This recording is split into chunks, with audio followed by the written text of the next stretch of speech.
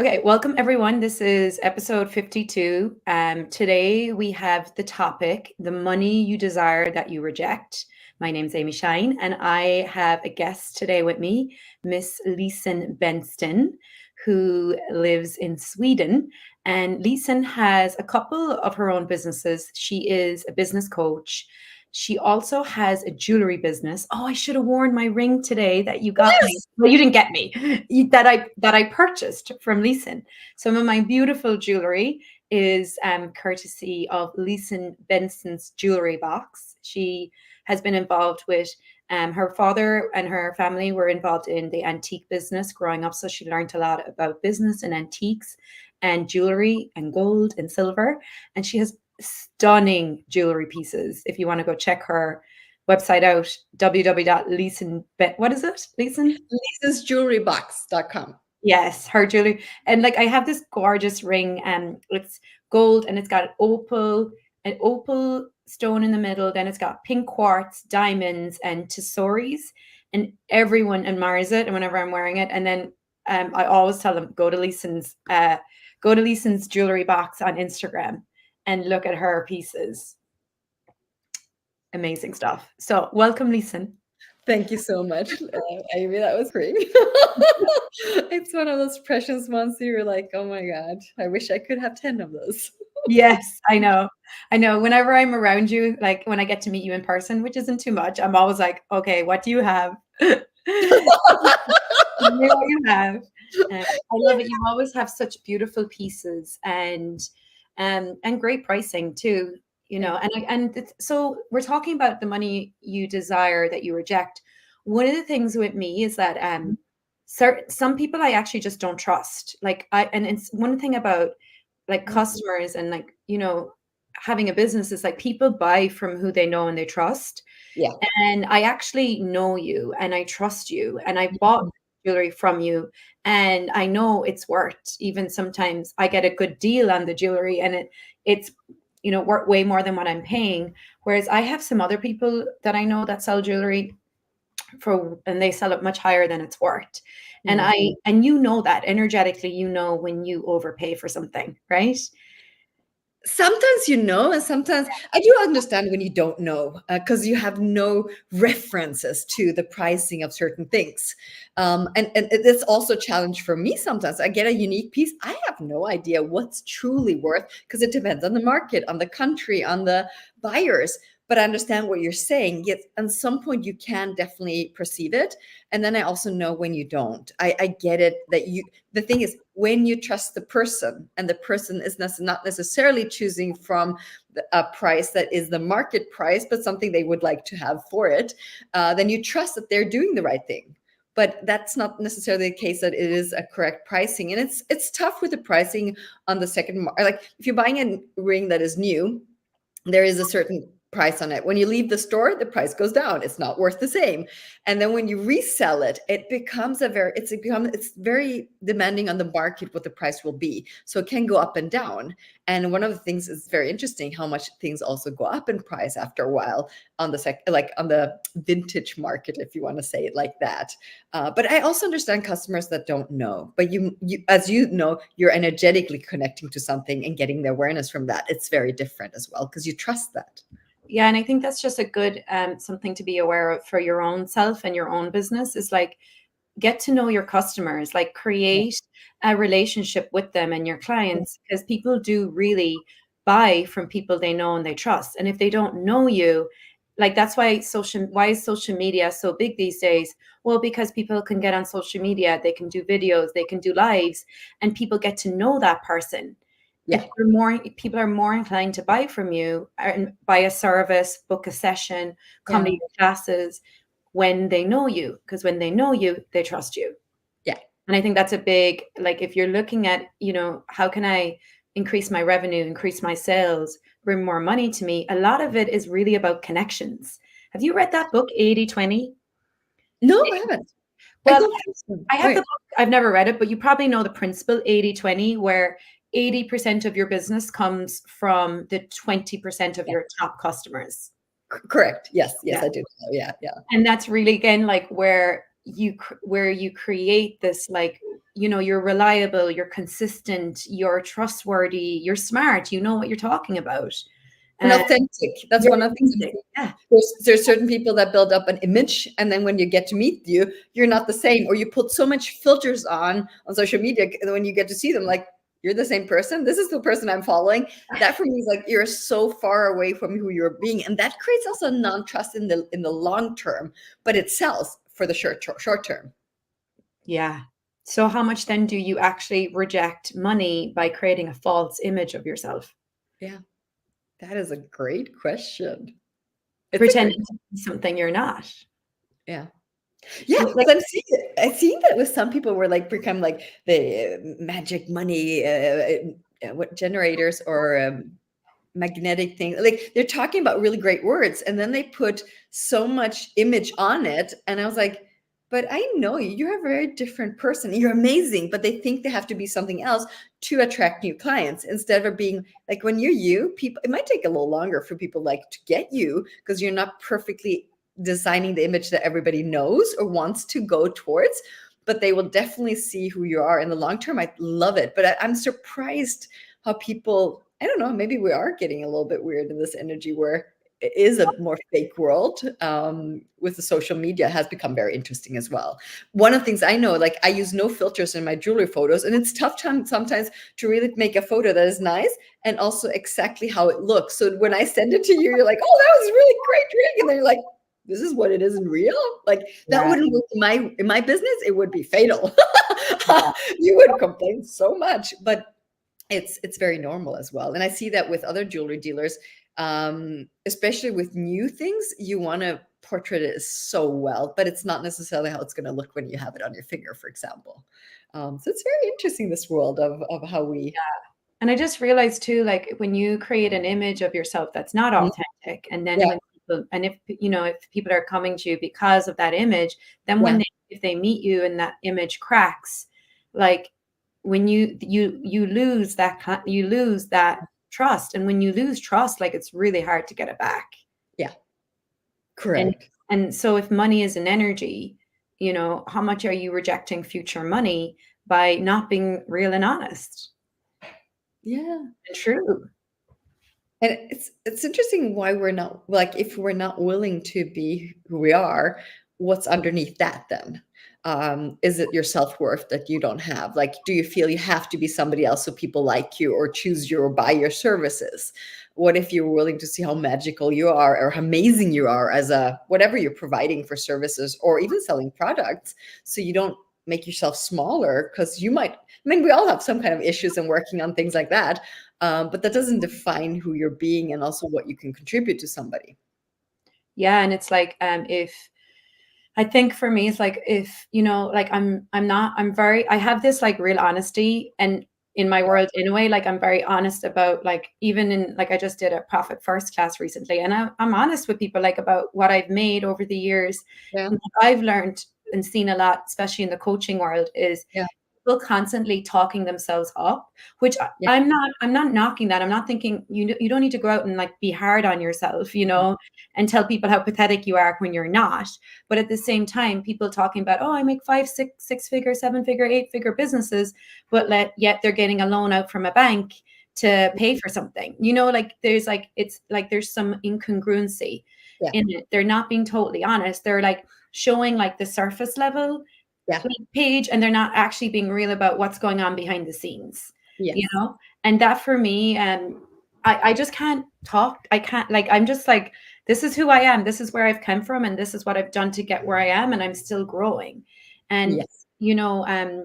I think I was talking to you before we get on, like the difference between how a rich person thinks and how a poor person thinks is really all about like what our subconscious is telling us, and Mhm. there's a massive like thing about like not deserving money.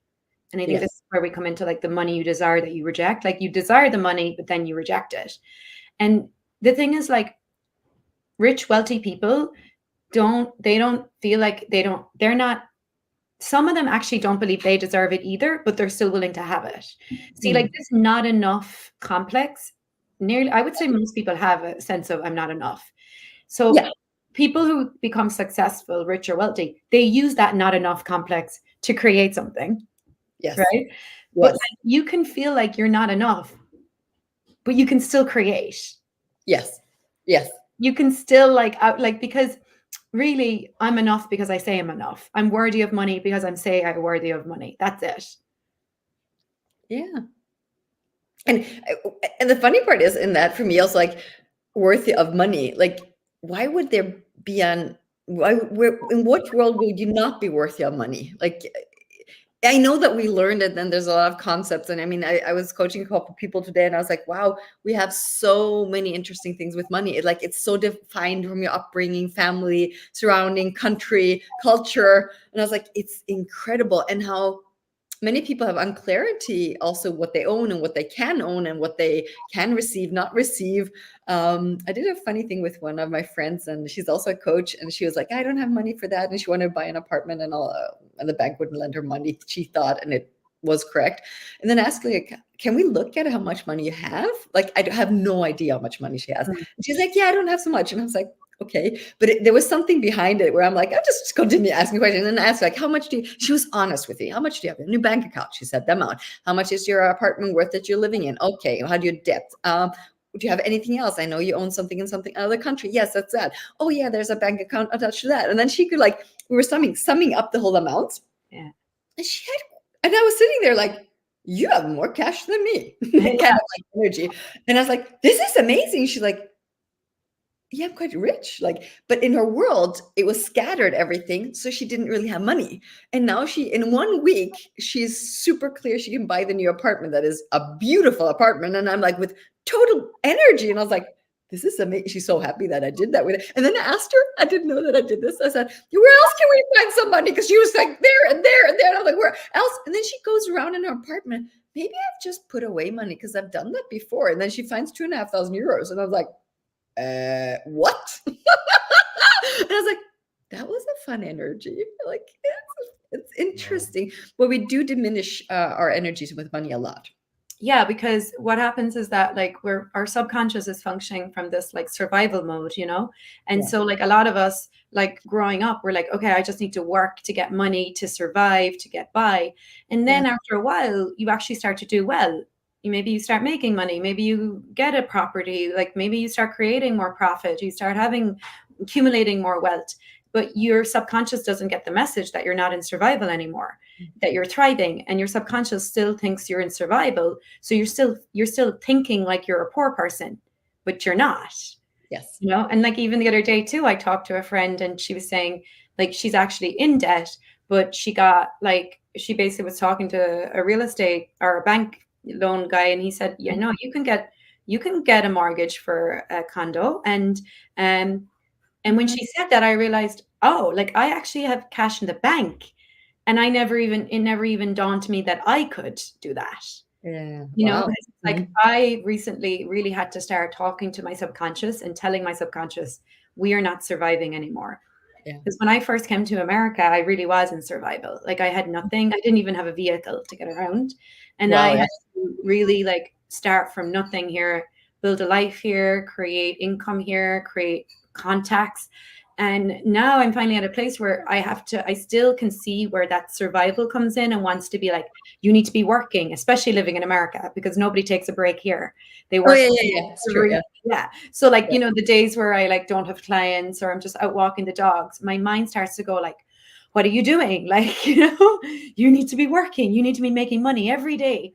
And I've had to, like, sit with my subconscious and tell my mind, like, hey, we're not in survival mode anymore. We have money in the bank. We are doing well. We have a roof over our head. We have food on the table. We are actually, like, we're thriving, and I've had to tell my mind that over and over. So it relaxes my body, relaxes my nervous system, to let my nervous system and my body know we don't need to work from that survival place anymore. Yeah. And I think that's what happens a lot with people when they get money. They get money, but their subconscious never gets the message. Like, and then they go back into that. They're constantly on the rat race. Yes.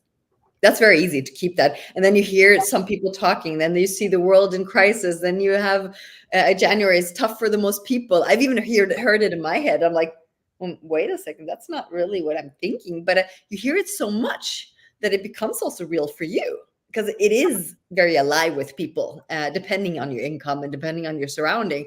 But it's very easily to reconnect with something that has been very alive for you or very true for you as well. Yeah. And they've actually shown that in times of recession is Yeah. usually where like people get the most creative and Yes. create like, the like most innovative ideas. And we Yes. are entering the age of Aquarius right now, which is the age of innovation and ideas and new creations. So Oh my God, that's going to be exciting. Or I that is know. exciting.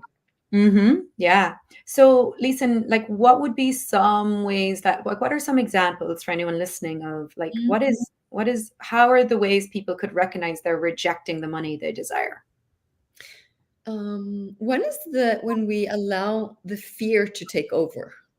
So there's different things, because it depends also how you're living your life. If you have a steady income that is coming every month for a salary, if you are employed, unemployed, if you have your own business, there's a little bit differences how you also can react to money when it's showing up, or when you're shifting your dimension about money as well. I've seen people having so much feelings come up against money that they're not willing to take the next leap towards money. But if you have oh, it's so funny because my brain goes like, if you get money or you don't have money, they're both having the same energy almost. Like when you have more clients, for example, you have your own business and you have more clients, your system can almost go into reaction and say like, oh, this is a lot. This will not happen again. You'll hear your mind triggered and saying things to you, just like it can be protection, it can be a default, it can be survival mode. And we all have different expressions in our head or different ways of saying things. And one of the things I noticed, when your head starts spinning, be aware of that and stop it, because it goes, often there's a reaction to something. If your bill is very high one month and you're like, fuck, you have a reaction, your mind kicks in, but also your feelings kick in. And when they all go together, they usually take over your system. And then your nervous system gets affected and a lot of other stuff too. And if you don't stop yourself in that moment, it will become something that almost feels like it's true and alive and real for you. And it was never. It was part from my reaction. And it can be a good reaction and a negative reaction from the beginning and have the same effect. Yeah. Yeah. Because and that's a big thing about like your nervous system, like, if you get a sum of money, like that's another thing, like, you can say like, oh, I want all this money, but like, is your nervous system able for that? Like, is it ready to receive that? Because money may have been a source of threat when you were younger, or there was trauma around money.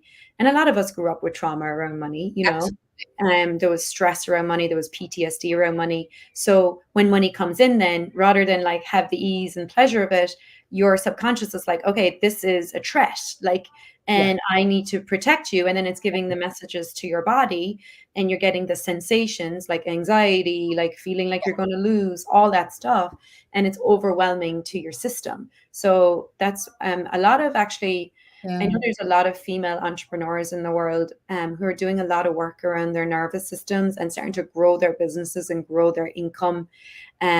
Because they're seeing like this isn't just a mindset, because I know many, many people with a lot of money but don't have ease in their bodies.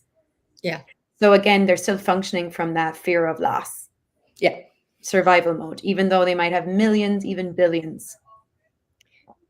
It's such an interesting energy, because the fear of losing does not change if you have more money. Exactly. It almost increases in your system. And that's been for me, like seeing that and working with people that have lots of money and they have so much stress and anxieties and things like that. I was like, wow, that's crazy. And you think, oh, everything will be solved when I have more money. And I was like, no, it doesn't solve. You have to change your things. And when you said trauma with money, I was like, a lot of people don't even know that they have trauma with money. A lot of people, like if you grew up with parents or surrounding that say like just the expression, money doesn't grow on a tree, or something like that, or it doesn't fall down from the sky. Every culture has a different thing. It doesn't rain down. Like just that starts creating something that is not. It basically creates a fear and diminishes the possibility for money to come easier and with ease. So for example, I learned to work hard for money. My parents had double jobs. They built a business while my father was working. So he was basically working every freaking day of the week. And I saw it working. So my system started learning, you have to work hard. You're stressed. You don't really have downtime. You don't take a break. Da, da, da, da, da, da. You're on vacation. You're still looking for antiques. It was cool as well to see this. I mean, I learned so much about business. But Jesus, I did learn to work really hard and not take a break. And when I took a break, that was wrong. Yeah. So I remember when I had therapy looking at this with me, because there was different several things. But one thing I saw, if I take a break, I'm a really bad person. Like it was so bad for me to take a break. And I'm like, wow, this is really tough for me. So things like that has been interesting to look at. And almost everything is connected somehow with money, because all areas of our lives are connected. If you have kids, there's money discussions and your job and everything. So it has something very energetic connected to all your life areas. And when we don't look at that and release all those subconscious stress or whatever they are, because it can be different, they're different for every person, of course. But when you start changing that, it's almost like you take away the big walls that where you cannot receive it. It cannot come to you so easy. I put money far away from my universe. Like it was far away. And when I started changing that, it started like possibilities coming, clients coming. I was like, how can this be? Oh, I'm starting to shift my money, everything, like energetic thoughts, conclusions, reactions. But it takes a while. So it's also, be kind to yourself when you start the journey of changing this, because it takes a little time, and it takes also to adjust the whole system. Yeah, the whole system. Yeah. So it's not just changing the mindset, it's also changing the body and showing your body it's to have money, it's a pleasure to have money, and it's okay to have pleasure. And like even the whole, I get the work hard. I mean, that is a trauma. That's the PTSD, being told you need to work hard for money. And then you go out and you work hard and like that. So then you can't take a day off. It's not safe for you to relax. Like that was me too. It wasn't safe for me to relax. Anytime I was relaxing, I usually had my phone out as well. I was multitasking, and so this last few years, actually, it was really when I started to introduce to my system, like that it's like in intervals, because we can't just do it all at once, in intervals, like downtime, and day, even full, now I'm up to like full days, I did a new thing where it's like 1 day a week for just being, where I just be. Like, I don't think about my business. I don't think about work. I don't, like think about what I'm doing next or what trainings or whatever. I don't think about money. I literally have a day just for being. And it's kind of hard. Can I tell you? I know. It's like hard to do it. Like, I mean, I did it one day and I was like still like trying to do other stuff. And I had to keep pulling myself back and be like, no, it's your day for being, Amy. It's so good and so vital. I have some new friends that are also here in Helsingborg. They don't have their own business. Most of them, they don't. And they are just off. And I was like, this is weird. Yeah, can we talk about that for a second? Because like I do see that, like, because I also have a friend and she works in a job now. She works a lot. She works hard. But I see when she's off, And when you have your own business and you're an entrepreneur and you're a healer or whatever you're doing, it really is like there's no off time. That's why you have to create it. Like you have to show your system. And listen, my dad is also, he's still working. He's in his 70s. He's never going to stop working. And an entrepreneur and self-employed. And I also watched him my whole life, always working, but also what I absorbed. And when we're growing up with these energies, like we have these like micro neurons that like literally we model the people we grew up with. And what I like saw a lot with him is that like, even though he might not always be working as in the doing, he was always thinking about it. Yeah. It was always going on in his mind. And I think that's that piece too. It's like that in itself is really telling your system it's not safe to relax, it's not safe to be, and then it's not safe to receive. And if you can't receive, you can't have the money with ease. Correct. Yeah. And yeah.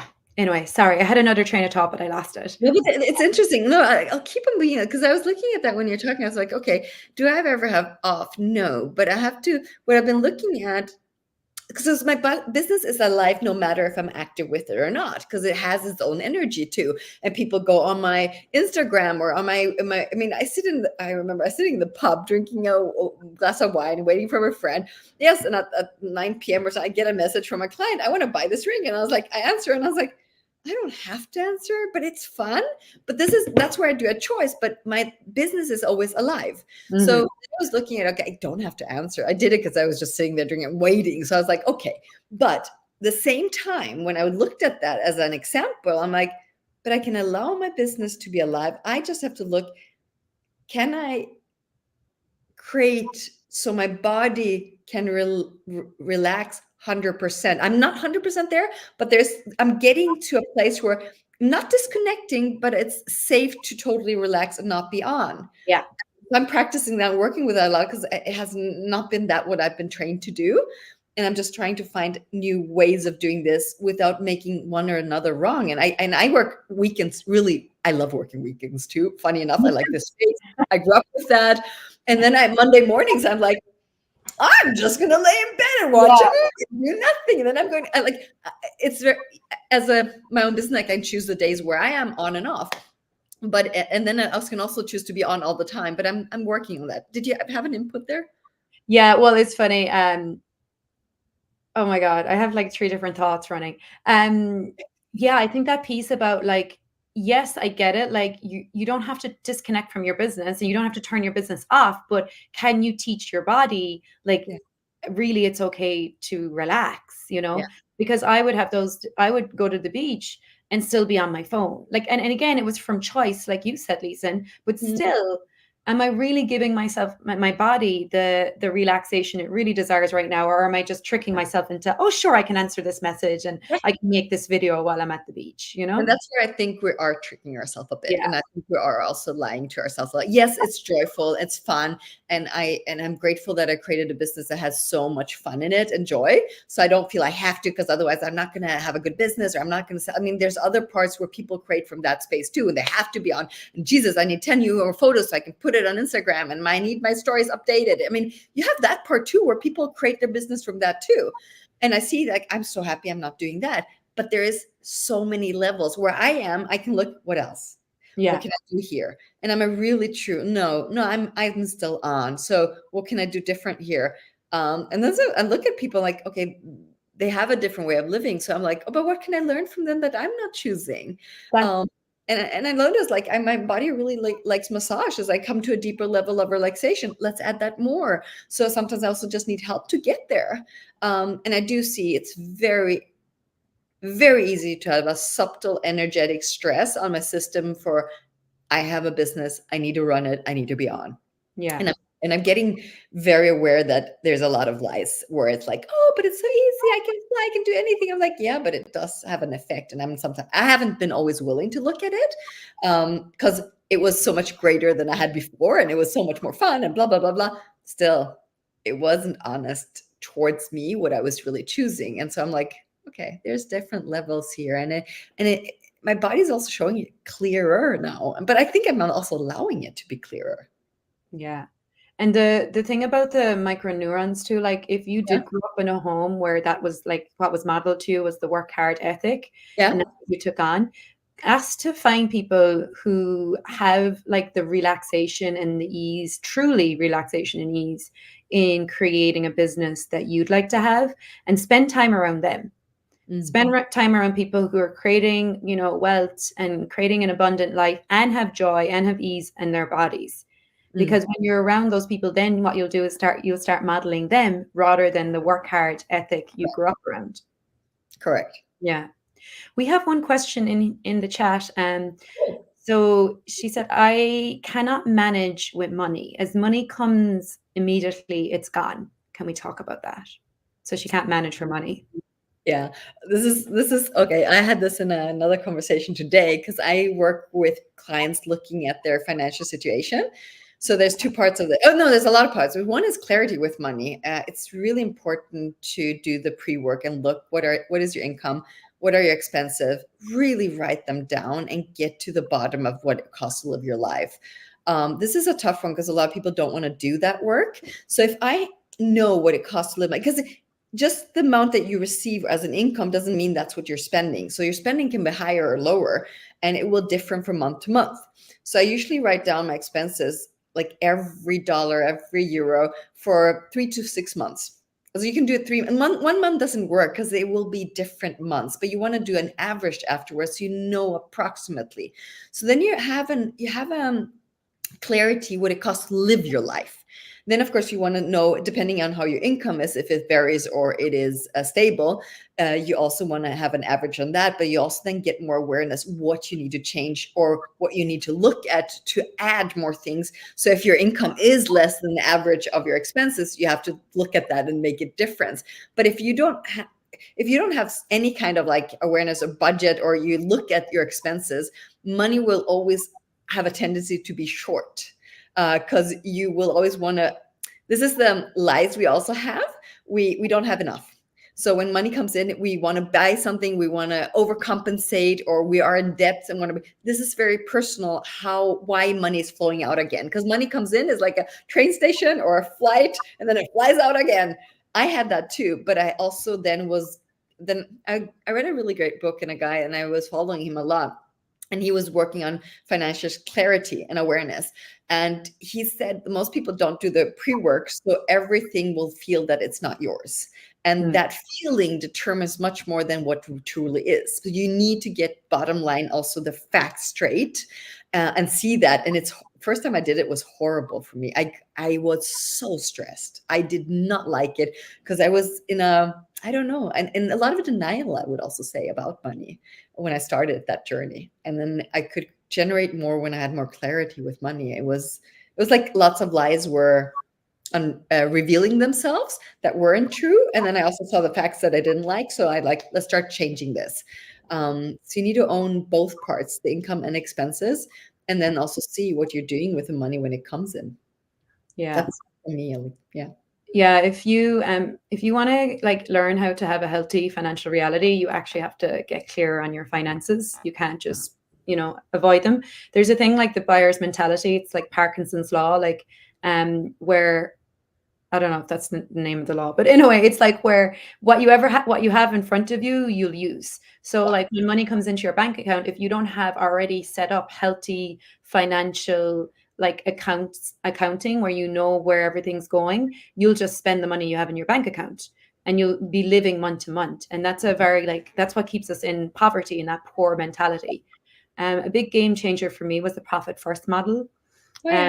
Yeah, and I actually just did 10 days of Profit First, where I walked people through like setting up how to create healthy financial systems, and really like that, what Lisen said, like looking at income, looking at expenses, and really just getting present. Yeah. Not just being like hoping at the end of the year you made enough, or hoping at the end of the month. So it's a process. Yeah, but and it takes time as well. Yeah. Like I did a new way of looking at my budget this year, and I was like, "Oh, January is expensive, shit!" And I got just surprised, like, "Oh, I put it up differently last year." But it doesn't matter. It's also this. I like looking at numbers, so that gives me a lot of information, and also for my future of creation. But I see also there's one thing that I've noticed with a lot of people when they generate money, whatever, it's in their mindset allocated to be spent. So when I shifted the spending to having, because you will always spend money, that's for sure. We always will. But I wasn't willing to have money. So, and then in my whole system was like, but I don't have enough. I need to, blah, blah, blah. And this is what I'm looking at with a lot of people, especially people that are employed. They don't really get a sense, or they don't have it from home. It's hard to understand that money, you can have money and it will generate an energy for you, because most people are just to spend it. That means it goes out again. It always goes out. If you make more money, you'll have more expenses. If you, it just leaves you. And I have a friend that makes so much money, and he's like, and every time he comes with me, he wants to buy a house, and I'm like, oh yeah, of course. Now you need a house to spend even more money on it, because he renovates as well. Like, but he doesn't do business out of it. I'm like, when are you going to sell it and make some business? He's like, huh? And I was like, you can make so much money. Yeah, you got to teach yourself to have money, like especially if it was never modeled to you. So like, and also it's like as well, it's like a lot of times we're just so overwhelmed by it and we feel like we don't know anything and it's too much. So we just avoid it rather than like it's one small change every day that leads you towards like the big change. So like even just getting clear on my income or my expenses, then starting a 10% account, then I started with the 10% honoring account, which taught me how to Yeah. have money. And then that Yeah. got me so far. And then, like Lisa said, like my income would grow, but then so would my expenses. So Yeah. I wasn't really creating profits. So that's when I started then introducing a profit account. And then, like this year, I've even gotten clearer again on, okay, like having the business expenses, having, even preparing for expenses that might come down the road, and even then having money put aside for if anything was to happen and you couldn't work. Yeah.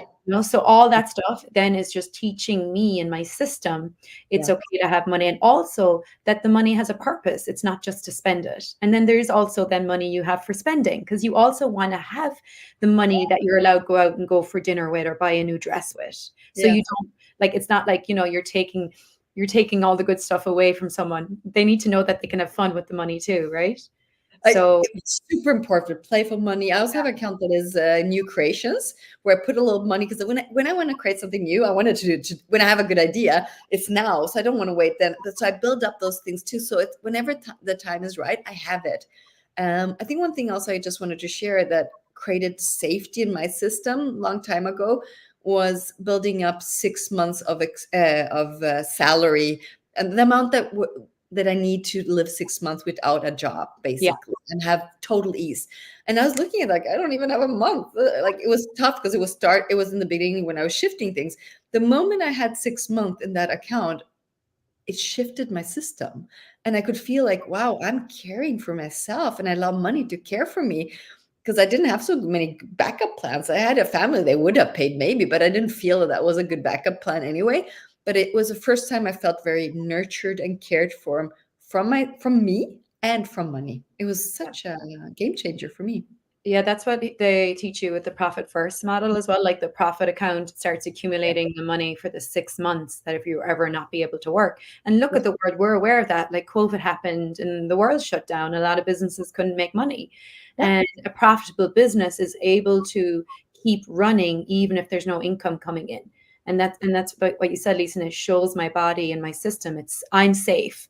Yeah. I'm taking care of myself. And I Yeah. think that's massive, especially for us as entrepreneurs, where nothing is consistent for us.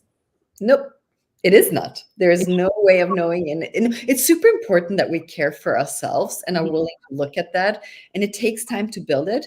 But when you start building it, it's so funny. When you start with something and you're consistent with it, it starts being that reality. And you'll see more money showing up as well, contributing to that.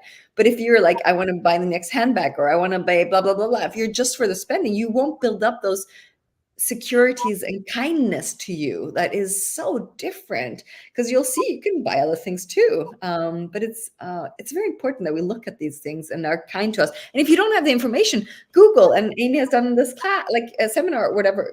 Where is it, like, something they can Yeah, still buy? you can buy it in my shop. Yeah. Cool. Yeah. Yeah, or like read the books, you know what I Yeah. mean? Like, and if you can't read the book, do the class, like Yeah, that's exactly.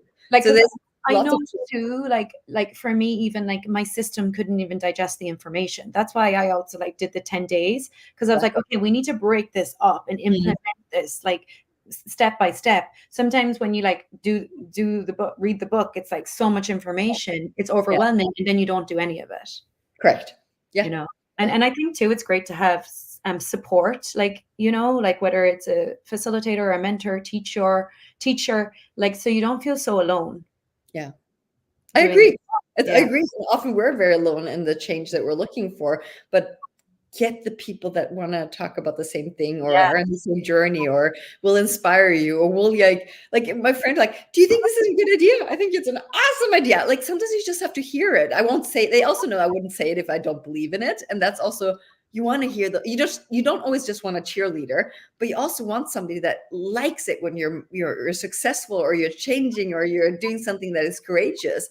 And I think we need to sometimes verbalize that a lot more and be that towards each other, because that's what, like, we're human beings. We need that too. Yeah. Send me or Lisa a message. We love talking about numbers and figures. We do. Like, I love talking about numbers. And I thought I Oh, was the worst person in the world when it came to money. really? Yes, I thought I was awful at it. Yeah.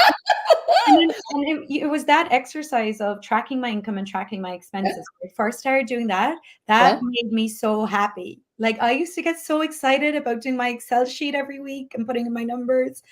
And I realized, oh, I actually love numbers. And Yep. once I started telling myself I love numbers, Yep. it shifted my subconscious. So I stopped resisting numbers and looking at figures and all that. And now I love it. Even if I'm making a loss, I'm like, it's okay. Because I know it's there's something about taking responsibility Yeah. for your financial reality and not pushing it to the side and not making it the responsibility of your family or your partner or whoever, your employer, and there's something about taking responsibility for me as a woman, Yeah. a single woman, and having this autonomy over my financial reality that literally lights me up.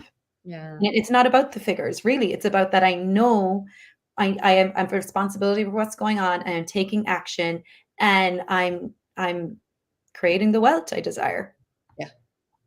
And when you have that clarity on like on paper, wherever you do it, I see the magic of creation is so much easier. Like it's such a different space. That's why I love it's all these parts that are together. It's not one, like some people are just in the magic. It might work for some people, but you still have this world you're connected to. And I need to do my financial stuff for my company. And if you hate that, you're also creating weird energy. So have it all, play with it all. But and if you don't like numbers, find somebody like the one I've noticed, like when I work with people, is this what you said? Like before you didn't sit down and do it, you didn't even know how much fun it was for you because you have had a thought that it's not. And sometimes you need somebody that has so much joy with something. I mean, I had a boyfriend that loved Excel. And I sat down like, oh, this is fun. I'd never been with an Excel freak guy that loved it so much. And I was like, oh my God, you just need sometimes the right energy from a person that loves something. And it goes like that and you're on. Because Um, his micro neurons of how fun Excel sheets were for him were firing off your micro neurons, and yeah, now you're vibrating the same. It's but like, find somebody that likes to talk and introduce you to it. So yeah, not somebody that doesn't want to like there's some people that are reactive in that energy. Or I'm like, that's not the right teacher you want. But the yeah. yes, you match the energy and the joy of that. And I mean, it's so funny. I've always liked accounting. My parents didn't, but I loved when our accounting guy came home to us. He came to our home. I don't know why. In the evenings always. And they were sitting downstairs and I was always listening. I had ears like these, like I like really I just and then I started asking my parents questions. And they were not so happy about my questions because they're like, rah, rah, rah, rah, rah. They didn't like it. I was like, but it sounds fun. And this is as a teenager. So strange. But Yeah. they also then with the energy they had, it took me a while to get back to my joy with it when I was Mm, an adult. Because of course I got that energy in my neurons and all my systems. Like it's very interesting. But I always liked it. yeah.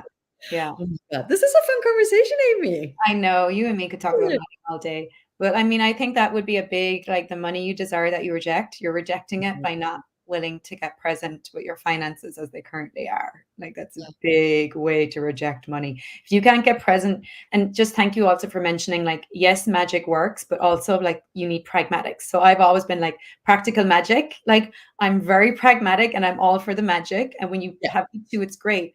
But if you're only doing one, it's really hard. Yes. And I know lots of people are great at creating money by just asking for it and it shows up. But then are they really having the ease and their systems like that? Like, because I also had the same, like, oh, money just shows up and I ask for it and I create I create, like I ask for something and then I create it. But all of that was usually a stress on my system. And that's Yes. then showing up and having the pragmatics of taking responsibility for my finances really then shifted my system. I was great at magical creation and last minute. I proved myself Yes. always was so well, but the stress it created, Yeah. but I always got like the proof it works. Yes. So I was in a loop in that, but the stress. And then I had a friend telling me like, but what would happen? And I was working in an auction house and I saw a guy that came in and he's like, I'm gonna have that. And I'm like, how do you know? You first have to bid and see if you get it. I'm having that. And I was like, that's not in my world like that. And I was like, wait a second. I create magic and I prove to myself I am magical. by creating it last minute, he just goes there and points it and has it. I mean, he didn't, I don't even know if he got it, but in his world, it's just like, I'll choose that. And I was like, oh, he comes from a world of having it. I come a world from hopefully magical creating it last minute. Yeah, getting it. Yeah, I need to get it. Yeah. Work hard. That shifted. And now it's like, oh, I'm willing to have money so I can point at something to have it if I want to have it. And I'm going to create with a lot of magic. And it's so much more ease creating everything, but I don't have to have the whole drama stress. But the drama stress is something people, and I have so many friends that do this. And if I ever comment, this is the funny part, if I ever comment to them, wow, that was a bit dramatic. No, this is not drama. Look how much I solved with this and blah, blah, blah, blah. And that showed, I'm that showed. I'm like, all of that you could have done in 2 weeks with total ease, with no stress. But it's until you see it from it's very interesting. It's just like, we are where we are. I know, because I was in that, but I don't like the stress of it. And I was like, but am I willing to have so much money that I can choose to buy something when I would like it? Because that was not something that was in my universe. Yeah. So yeah, the difference between that. Well, that's financial freedom, right? Yeah, it's part of it. So, Lisen, is there anything you want to invite anyone to, besides your jewelry box? Come in. This is my jewelry box. I do work with financial things and coaching and all that. I just like this week, I'm also putting a lot of energy doing free stuff in a group, so you can join there too. I'm just having a lot of fun and putting this out in the world, because I know there's a different possibility with money and creating a lot more ease. And it's a big topic at the moment in the world. And I was like, no, I want to inspire more people to create clarity on both ends, because magic is possible, but let's create also something that is easier and also sustainable. That's one thing I've noticed. So you can definitely check me out on Facebook. I have a link there as well to the group where I'm doing some free stuff and just inspiring people to have fun with it. And I'm sharing the tools that I use in my daily life. That's basically it. I love that. What's your Instagram for your jewelry page? It's Lisen's Jewelry Box. Lisen's? Yeah. Lisen's Jewelry Box. Yeah.